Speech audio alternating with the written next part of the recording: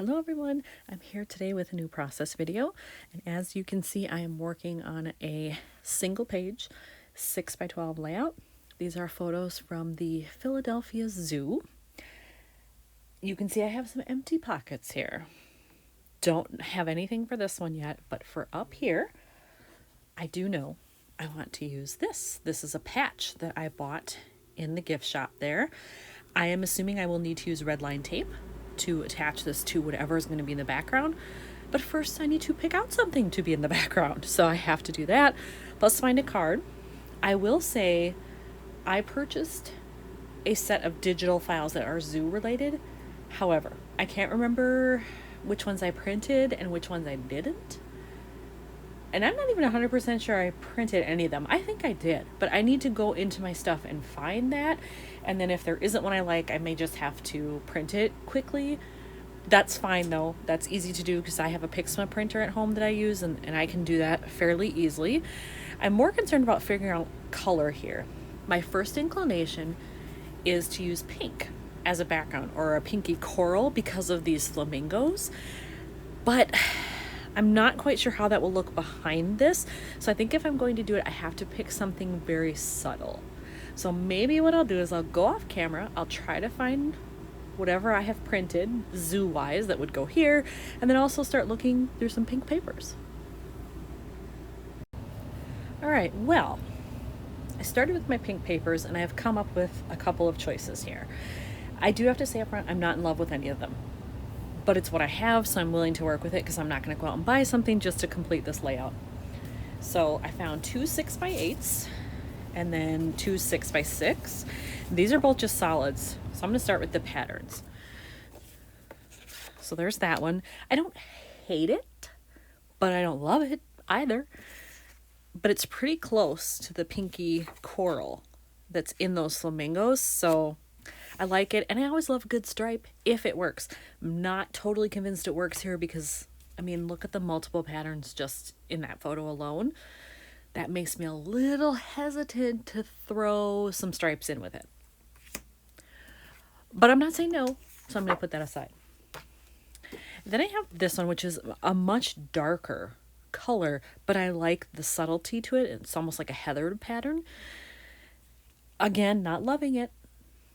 With these, it's an okay match for what's down here, but I feel like maybe it's just too much in the background. So I don't know, again, not loving it. And then I have these. This would be closer to this. I mean, they're still a ways off, but it's closer. Whereas this is very, very pale. Part of me thinks I should do this just because it's not too far off from the white and so it isn't as distracting. But I also feel as if it's washed out. So, again, not in love with it. Then I have this one, just a solid, closer to the flamingos again. But I don't know, there's just something about it. I just don't love any of these.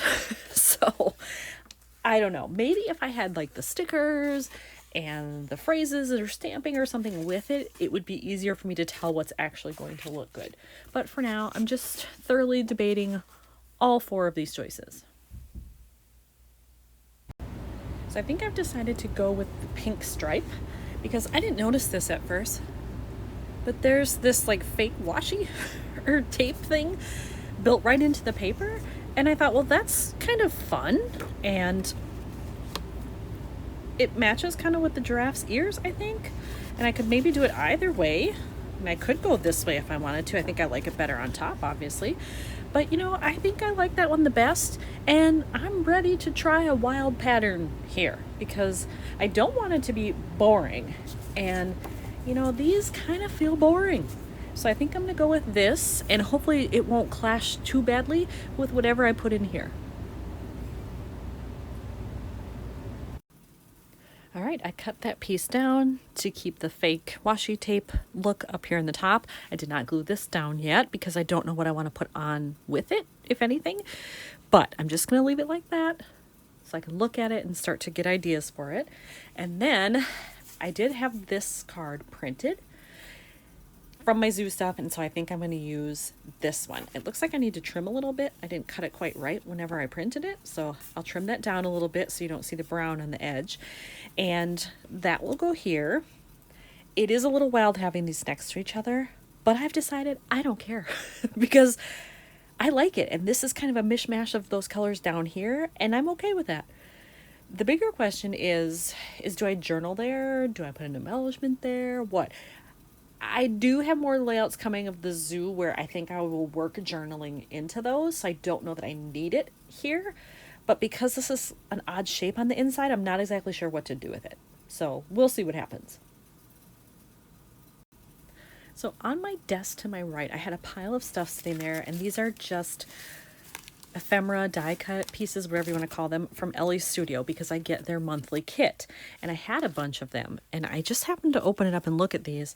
Now these say they were from November, and they're very much holiday themed for November and December, but I think there are two things I want to use here.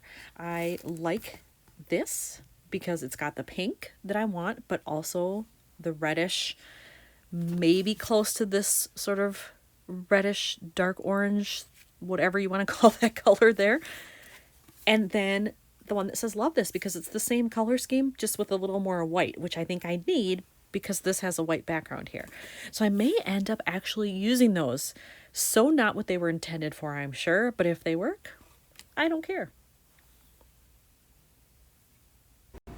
So when I was looking at this card, I decided that these being next to each other was pretty bold. So what I decided to do was, since I was cutting a little bit off one side anyway, I decided to cut the whole thing down a little, and then I can use a white mat on it. So it will look like that. And I like that a lot better with just that little bit of white as a buffer between the two. I'm much more happy with that. So I'm pleased. I'm going to keep both of these. I think I'm going to place this right here because I've got this guy here on his phone.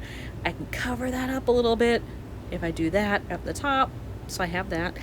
And then this, I'm thinking, needs to go here because it's kind of too busy with the rest of this. This is slightly more plain, and so I'm thinking maybe just randomly around the edge somewhere. Not exactly sure where, but I can do that. And then I'm thinking I'll probably end up stamping something. I know I have some larger phrases that would fit in there, and in terms of embellishments, like nothing else really comes to mind. So I think I can stamp there. I could also maybe stamp something in the upper corner and work that in, because this definitely needs something else.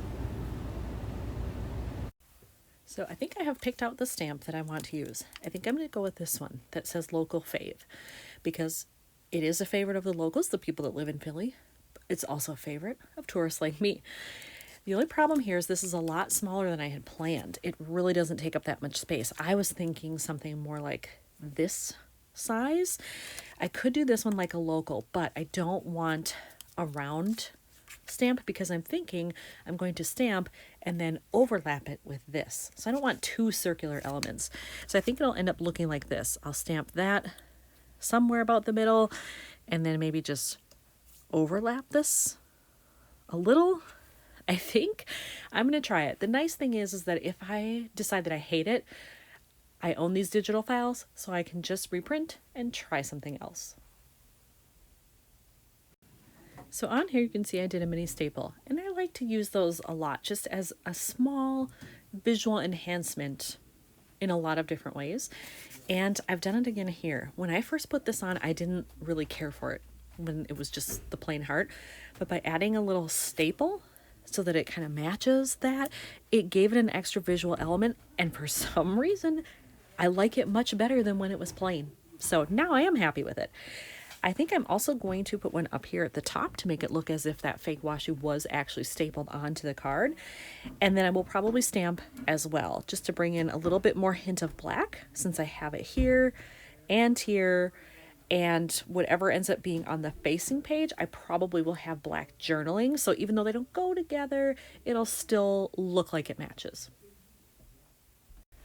So I've realized while looking at this, that this has kind of the curve and the point at the bottom. So does this element. And then when I was looking at these stamps, it also occurs here on this one. And so I thought it would be fun to use that up top and put the day that we were on of the trip, and include that, and then it will kind of all go together, I hope. So my plan is to just kind of overlap this a little bit over the washi right about there. All right, I did my stamping and I'm super happy with the way that looks. So now I'm ready to attach the patch.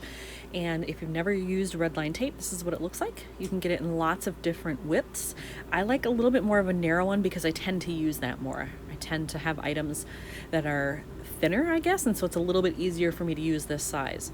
But the thing to know, if you've never used it, is when it peels off, it looks like that. You're gonna take off the red top, and then both sides are sticky. That's why it's called red line tape. The other thing to know about this is you need to be sure when you stick something down, because this stuff is super strong and the likelihood of you being able to get it off if you don't like it is not good. So make sure you're really certain about what you want to adhere if you're going to use this. I have the patch ready to go. I've removed the red layer. The tape is on there. Then I just have to figure out where I want it situated. And I think over about like this. I want it off center. I like that there's a little white of the stripe peeking through up there.